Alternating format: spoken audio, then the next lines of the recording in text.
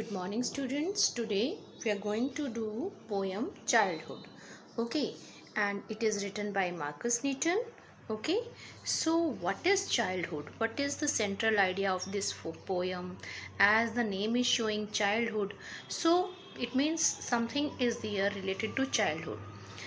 Do you know students, childhood is known as the stage of innocence. ठीक है, ये stage of innocence के नाम से जानी जाती है.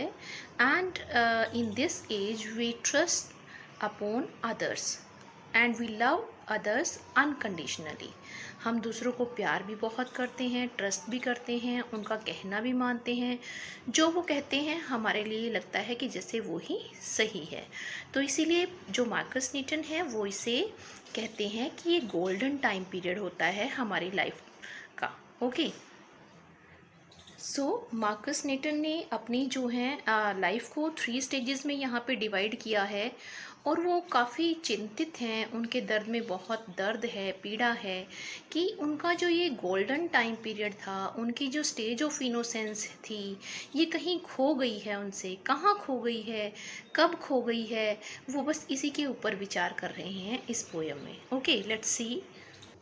So before starting stanza number 1, I just want to tell you, in this poem the poet thinks deeply over the question of his childhood. Childhood is a stage of innocence in which the child believes others and loves unconditionally. The poet has tried to identify some stages of his life when his thoughts and perceptions of the world changed. The poem describes the first step to maturity. Means जब वो mature हो जाता है ना, जब उसके विचार परिपक्व हो जाते हैं, इस मेच्योरिटी को ही वो कहता है लॉस ऑफ चाइल्डहुड. ठीक है, यहाँ पे जब फर्स्ट स्टेप उसका मेच्योरिटी की तरफ, वो परिपक्वता की तरफ बढ़ता है, वहीं पे उनका जो चाइल्डहुड है वो खो जाता है. ठीक है. The poet has tried to identify some stages of his life. उसने कुछ स्टेजेस आइडेंटिफाई करने की कोशिश की. ठीक है. When his thoughts and perceptions of the world changed. वो कहता है कि उसके जब थॉट्स हैं, उसके जो विचार हैं, उसकी जो थिंकिंग है, वो वर्ल्ड के प्रति चेंज हो जाती है.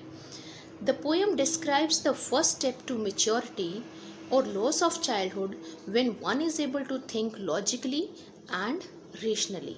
यहाँ पे पोइट कहता है, इसने 3 पार्ट्स में, मैंने जैसे आपको बोला कि डिवाइड कर दिया एक तरह से लाइफ को. तो कहता है कि जब वो रेशनल होना शुरू हो जाता है, जब वो तर्क संगत तरीके से सोचना शुरू कर देता है, जब वो लॉजिकल हो जाता है, चीज़ों के पीछे लॉजिक को ढूंढने लग जाता है कि ये ऐसा क्यों हुआ, ये ऐसे क्यों नहीं हुआ.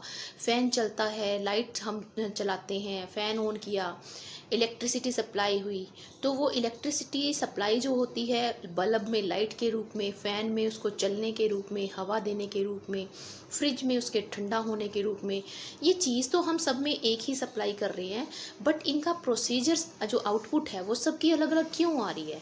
जब हम इस तरह के लॉजिक को सोचने लगते हैं, जो कि मैं आपको हमेशा कहती हूँ कि बेटा be practical in your life, लेकिन प्रैक्टिकल होना भी एक तरह से वो पॉजिटिव वे में हमें लेना चाहिए, नॉट इन नेगेटिविटी. जैसे कि यहाँ पे ये रेशनल होना लगता है तो अपना चाइल्डहुड खो देता है. मीन्स अपनी क्वालिटीज़ जो हैं, दूसरों के ऊपर ट्रस्ट करने की, दूसरों के ऊपर भरोसा करने की, दूसरों को प्यार करने की, वो जो क्वालिटीज़ हैं इनकी धीरे धीरे कम हो जाती हैं, ख़त्म हो जाती हैं. ठीक है. Forming one's own opinion and not getting influenced by others is also a sign of maturity or loss of childhood. वो कहता है कि फिर इसने इसको लाइफ को दूसरी स्टेज क्या बनाई है कि जब हम इंडिविजुअल हो जाते हैं, जब हम अपने ऊपर ही, अपने बारे में ही फोकस करते हैं, सेल्फ सेंटर्ड हो जाते हैं. ठीक है. तो इस स्टेज में आके हमें क्या लगता है, जब हम यंग हो जाते हैं ना, लाइक यू, जैसे कि आजकल अब आप लोग हो, तो आपको क्या लगता है कि जो हमने सीखा है that is only my own, वो मेरा खुद का सीखा हुआ है, मेरा एक्सपीरियंस किया हुआ है, मैं अपने विचार खुद से बना सकता हूँ, अपनी थिंकिंग खुद से बना सकता हूँ, चीज़ों को एनालाइज कर सकता हूँ, राइट रॉन्ग का डिसीजन ले सकता हूँ. जब हम ये सोचते हैं तब हम हो जाते हैं इंडिविजुअल, और यहाँ भी हमारे जो लॉस ऑफ चाइल्डहुड है वो बचपन का दिखाई देना शुरू हो जाता है. नेक्स्ट जो है पोइट कहता है कि he hints at the hypocrisy prevalent in our society. हमारी सोसाइटी में जो हिपोक्रेसी यानी कि जो दोगलापन, डबल फेस, एक आदमी के कई कई मुखौटे आपको देखने को मिल जाएंगे। जैसे कि वो आपके फ्रंट में कुछ हैं, बाद में कुछ और हो जाते हैं। किसी की कथनी करनी में डिफ्रेंशिएशन होता है, ठीक है, वो कहते कुछ हैं करते कुछ हैं, ठीक है, यानी कि वो हमेशा सच्चाई के साथ सोसाइटी को फेस नहीं करते। जैसे कि हमारे एल्डर्स, अब ये एल्डर्स होते हैं, I will tell you in the stanza कैसे, ठीक है। तो वो सोसाइटी में जो हाइपोक्रेसी फैली हुई है, दोगलापन जो फैला हुआ है, डबल फेस जो लोगों का देखने को मिलता है, ठीक है, जो कि वो प्रिटेंड करते हैं अच्छी अच्छी बातें करने के लिए, प्रीच तो करते हैं, दिखावा तो करते हैं कि भाई अच्छे अच्छे काम करने चाहिए, लेकिन जब उनकी रियल लाइफ में झांक के देखा जाता है तो वो चीज़ उनकी लाइफ में देखने को नहीं मिलती। तो कहते हैं यहाँ से मेरा ट्रस्ट टूट जाता है और एक तरह से मैं भी उन्हीं की कैटेगरी में आ जाता हूँ और मैं क्या बन जाता हूँ, मेरी जो लाइफ की जो इनोसेंसी है वो कहीं ना कहीं ख़त्म हो जाती है। So now listen, when did my childhood गो?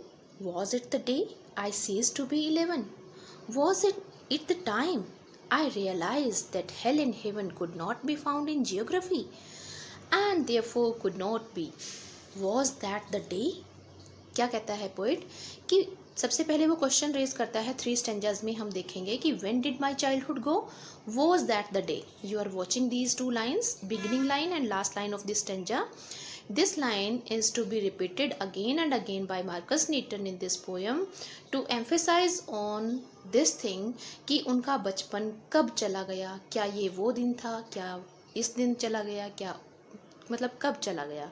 तो वो इस बात के ऊपर बार बार फोकस कर रहे हैं क्योंकि वो रिग्रेटनेस शो कर रहे हैं अपने इस बचपने के खोने के ऊपर, ठीक है।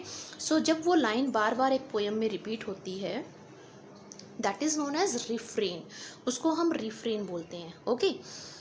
सो डियर स्टूडेंट्स, तो क्या कहता है पोएट कि वो कब चला गया मेरा बचपन का दिन? क्या जब मैं 11 साल का हुआ था? सीज मतलब एंड, है ना। जब मैं 11 साल का हुआ था, क्या वो तब चला गया? वॉज इट द टाइम, क्या ये वो दिन था जब मैंने रियलाइज़ किया कि हेल एंड हेवन जो है वो तो जियोग्राफी की या एटलस की किसी बुक में एग्जिस्ट ही नहीं करते।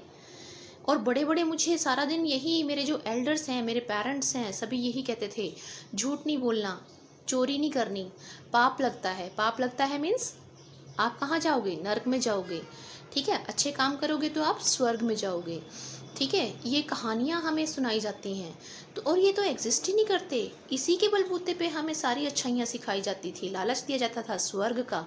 स्वर्ग तो जबकि एग्जिस्ट ही नहीं करता, कहाँ जाएं स्वर्ग में। सो वैसे तो इसका डीप मीनिंग होता है, स्वर्ग जो है, नर्क हमारा यहीं पे है।